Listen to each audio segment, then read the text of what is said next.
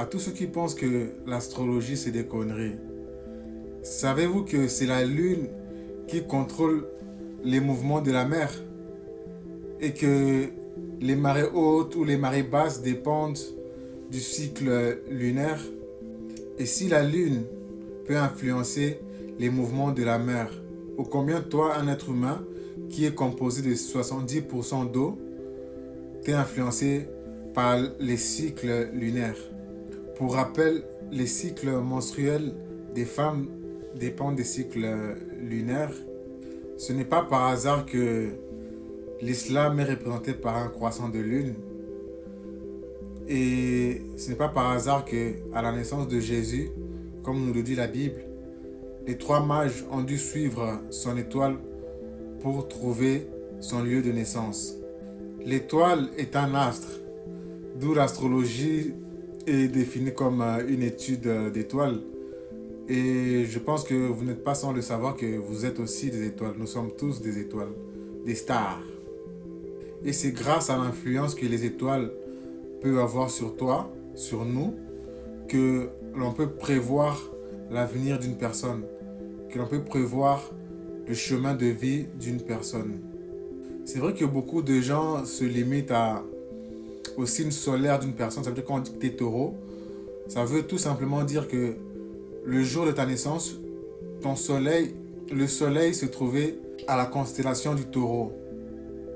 Mais, mis à part cela, la lune se trouvait à une autre constellation, Mars se trouvait à une autre constellation, Jupiter se trouvait à un autre endroit.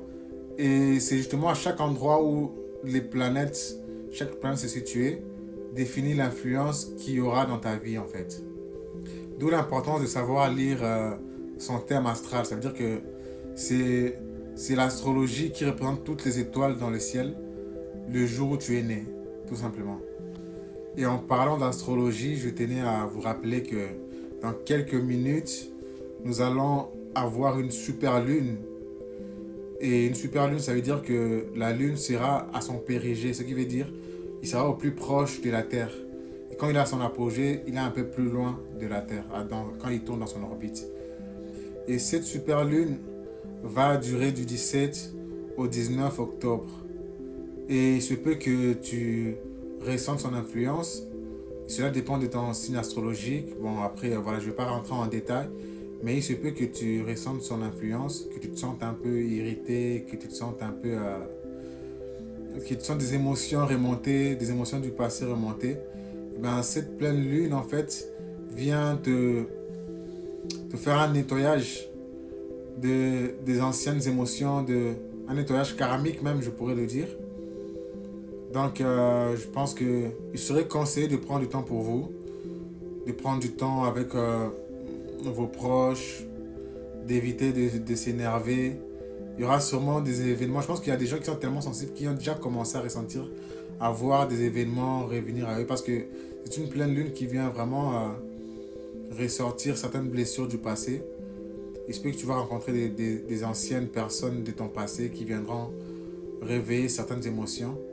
Et le but là est de voir si tu as vraiment si tu as vraiment fait une évolution par rapport à qui tu étais jusqu'à maintenant. Cette pleine lune aura lieu précisément à 13h26.